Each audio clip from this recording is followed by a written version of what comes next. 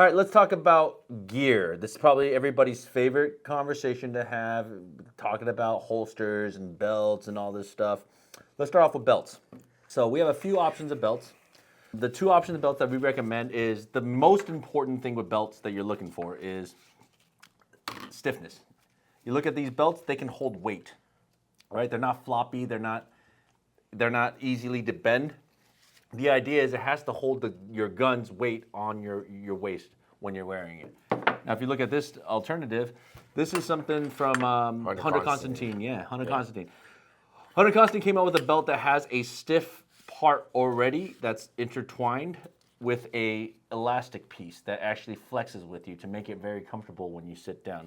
This is another option. So this is for people that have to dress up like your lawyers, your doctors that choose to carry. They can still dress up with a dress pants. This is core. This is a core belt that allows you to click in and remove or make it larger just based upon a little small notch on the bottom. It's got a ratchet system in It's a ratchet system that allows you to carry weight. But the most important thing is the thickness and the rigidity of the belt. All right? Why do you need that? Because guns have weight.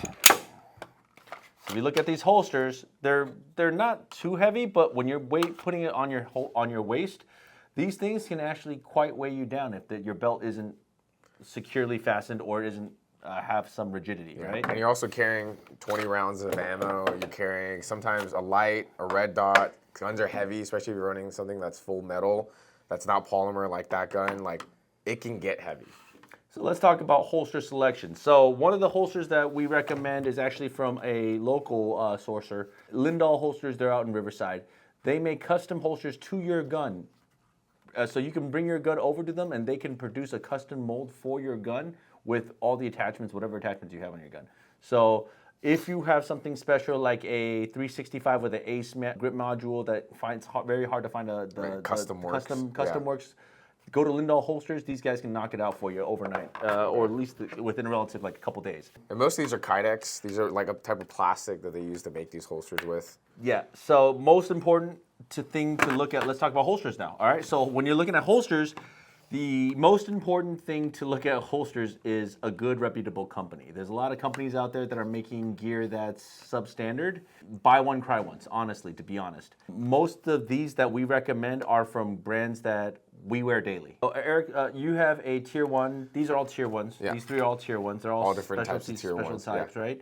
So that one is specifically made for the 365X macro with the light. With this specific light. So tier 1's really customizable. You're essentially allowed to choose 1, any gun that they have, 2, then the light that they put it on, of course, what side your hand, so right or left, and then if it's red dot or not red dot, even threaded barrel if it's not, they really let you get down there with what you can add on to it. So highly recommend them. The other thing that they have is a universal holster, which is very rare to find. Basically, they base it off the light system, so it's all based upon that light. This is the Surefire? Yeah, the Surefire X300 or the TLR-1. Yeah. Either one of them, they can make a holster that just attaches to the light. So if you run multiple guns or if you carry different guns, let's say like sometimes I carry my Shadow, sometimes I'll carry my 2011, depending on what I feel like carrying. This allows me that modularity without buying a brand new holster all the time. Yeah. All right. I think this one's really efficient because they also do outside waistband for this holster. And it fits over, I think, 700 different guns, they say. So it's really nice if you just don't want to have to keep switching. So this is only made for this gun. So if this is the only gun you're carrying, this is a great holster. But if you have a bunch of different guns that you want to carry, I would highly recommend looking into the universal holster, the MSP holster. Now, let's break it down a little bit even further of each piece, what you look for when you're buying a holster. This piece right here, what is this little notch here? This allows you to push your handle, your grip, actually farther in so it prints less, right? So this little piece actually prevents you from printing because it pushes your grip into your belly more, and it prevents and actually tilts the gun a little bit here too as well. The wedge. So a lot of people are adding what's called the wedge on the back of their holsters. What the wedge does is also tilt the gun towards your belly even more, which also helps with printing. The biggest thing that you don't want to do as a CCW holder is going out there and just having accidental... You don't want people seeing your gun. Exactly. You don't want people seeing your gun. The whole point of CCW is being concealed, right? Yeah. So ideally, This will help prevent it. These little tips here, like this little excess wing here, as well as the pad in the back, help prevent that from happening. Let's talk about your fanny pack. Yeah.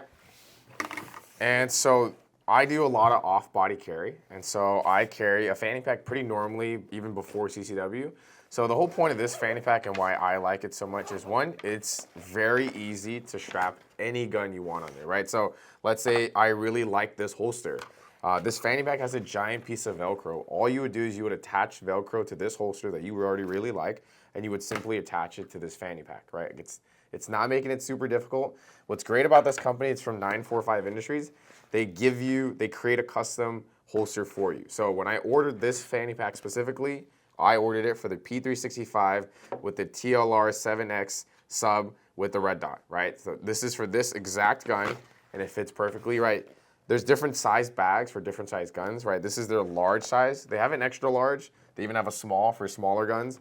And then you can carry a mag with it as well. So the reason why I like this bag so much is for the quick pull tab. So you can pull it easily down from here and get to your firearm fairly quickly, right?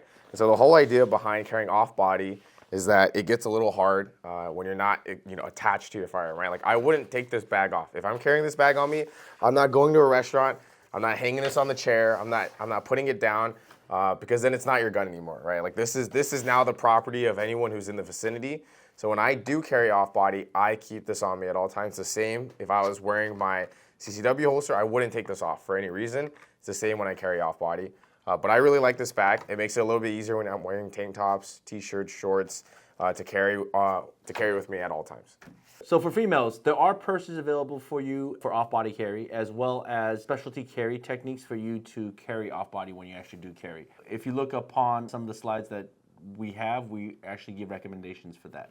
We've already covered some of the basic accessories for your gun, such as red dot and safes, as well as belts and holsters. But one key component that you got to understand is lights. Having a gun light is completely optional. It's a subjective, personal preference thing. So some people opt to have lights on their gun. Some people don't. There's pros and cons to each. Having a light on your gun allows you to have the ability to shine a light in the dark if you don't know where you're going. Let's say if somebody invades in your house at night. But here's the thing. Do you want to use your gun as a flashlight the whole time? A lot of people will have tendency to want to use this to shine a light, and you want to point the gun at your daughter when she's walking in the house. So it's an option that you have to consider, right? So a light is a subjective choice. Some people like it, some people don't. But be aware, if you're going to use the light on your gun as your only light source, you will be pointing your gun at wherever that light source points to. All right? So there's options to this. There's the full-size X300 Surefire, which is a very, very reliable light, TLR1. These are more for your full-size guns. For your macros, we have Streamlight TLR7s, and Streamlight makes a great group of flashlights for your micros as well. So as an alternative for those of you guys that don't want to point your gun and the light at a person when they're actually shining, we suggest actually having another flashlight. Something like a Nitecore flashlight, which has massive amount of lumens, or a Olight flashlight serves the purpose just as well. This gives you the option to positively identify somebody before you point your gun at them. In comparison to if you have your light on your gun, your only option is to point your gun at them and turn on the light. So ultimately, the choice is up to you, but we suggest actually carrying a secondary light source. Another key point of having a light on your gun is when you actually shine that light out, guess what? You just gave away your whole position of where you're located. As compared to if you have this light, I can shine this light from another angle, I can shine it from above, I can shine it from the other side if I need to, without necessarily giving my exact location away.